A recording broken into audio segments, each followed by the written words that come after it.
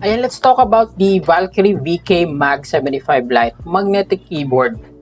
Meron siyang boasted na 8K polling rate, basic function na meron with a magnetic keyboard like SOCD, rapid trigger, DKS, at marami pang iba. Meron din siyang sinasabi na 32K scan rate, explain ko yan mamaya. And it supports hot swap with other magnetic switches. So, pwede mo siyang palitan. Now, once again, yung 32K scan rate, yan yung rate na tinitingnan ng keyboard kung meron ka bang input sa keyboard o wala. Yung polling rate naman, yan yung rate na kung gaano siya kabilis mag-send ng information dun sa computer mo. So, yun.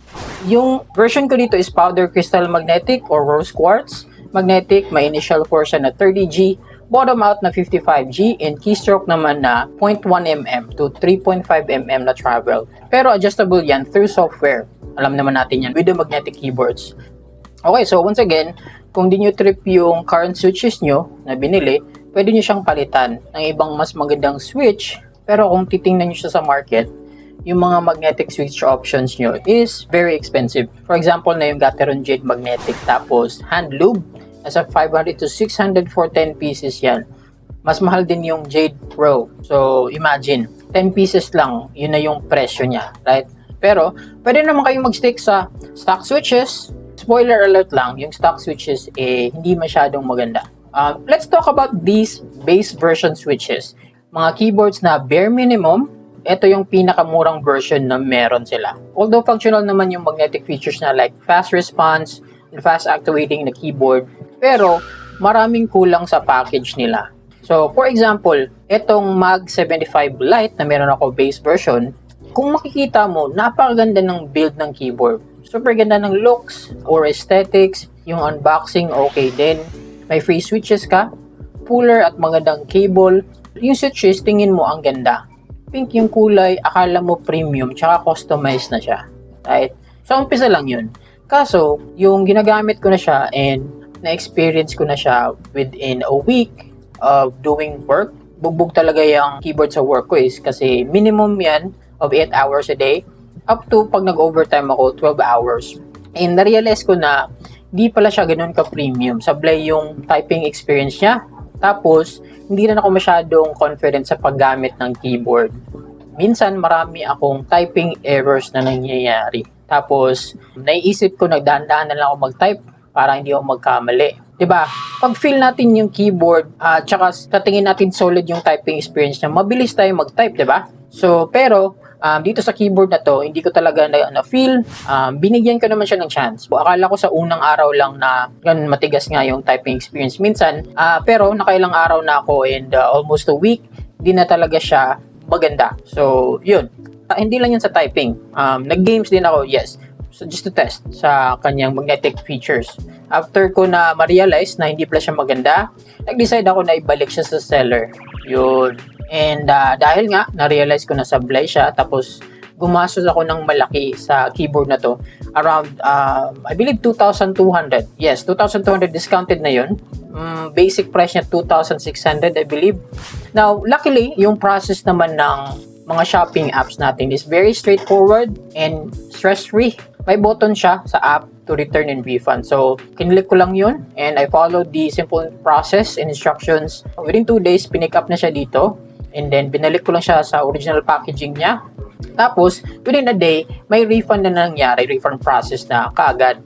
Napaka-smooth ng refund policies ng shopping apps natin. So, naging okay naman. Pag-usapan lang natin yung gaming performance naman. So, tinesting ko rin siya sa maraming games. Gumagana naman yung magnetic features. Gumamit ako ng rapid trigger, SOCD. Gumagana nga. But, yun na nga, sa na-experience ko sa typing niya on a daily basis, dahil hindi ako masyadong confident sa switch and alam kong minsan makunat siya i-press, yun, so, nawalan din ako ng gana to use it on gaming. Alam ko magkakaproblema ako nito kasi, yun na nga, mabilis kang nagtatype and sa gaming mabilis ka rin, so, sasablay ka talaga. Isa pa nga pala, mayroon akong minor na hindi nagustuhan sa software. So, boasted naman na meron silang web driver. Kaso, nung ginamit ko na siya, nagpapadownload siya ng isang IoT file para gumana yung web driver niya. So, in short, hindi siya totoong web-based. Kasi yung web-based, pagkabit mo ng keyboard, pupunta ka sa website at madedetect na niya yung keyboard. Pwede mo na siyang iset doon, automatic at wala ka nang ida-download. So, ganun yung experience ko sa Mad Lions na Mad 60 tsaka Mad 68. Yung dalawa ko pang magnetic keyboard dito. Yun nga, so sinunod ko, nag-download pa rin ako ng IoT file. Maliit lang naman. Pagdating sa interface, medyo sablay din. Yung looks parang kulang pa sa polishing. Hindi masyadong maganda, very basic yung look. Tapos, may mga mali pa siyang dinidisplay na numbers. Pag nag-change ka ng settings, mas lalong nakawala ng confidence sa implementation ng magnetic functions ng keyboard and the WebDriver nga. So, gusto natin yung smooth, maganda lahat yung experience, diba? Para maging confident tayo sa binili natin, right? As an option, meron naman siyang downloadable app na same lang din ang functions at itsura. Mas polish na yung downloadable app niya. Tsaka, mas maganda yung background, maganda yung layout. Tapos, hindi rin mali yung pinapakita niyang settings. Walang bug sa visual display ng mga numbers sa settings mo. So, yun yung napansin ko. Overall, yan yung na-experience ko and I'm sharing it to you. To be honest, it's the worst performing keyboard na meron ako dito sa ganung presyo, na sa mga 2,000 plus. Although it has the best looks, the build quality is actually pretty good. It has cool features na mapapawaw ka sana, and the unboxing is also good. Kaso lang, yun nga, sablay yung performance niya on my daily use.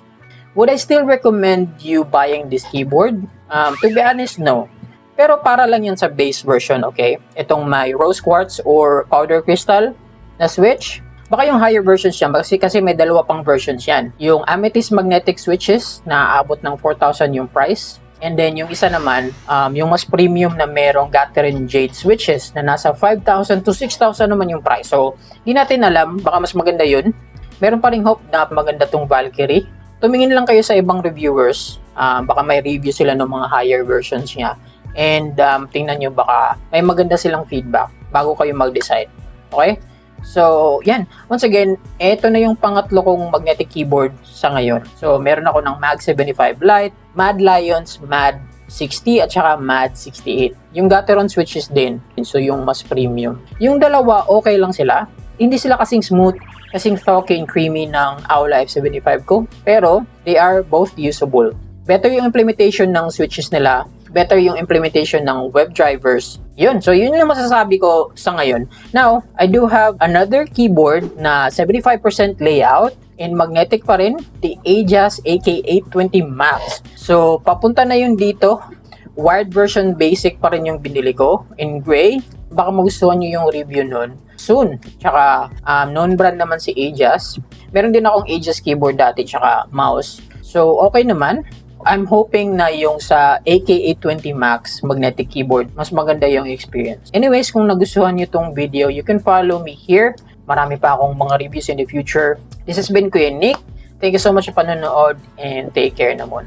Bye-bye.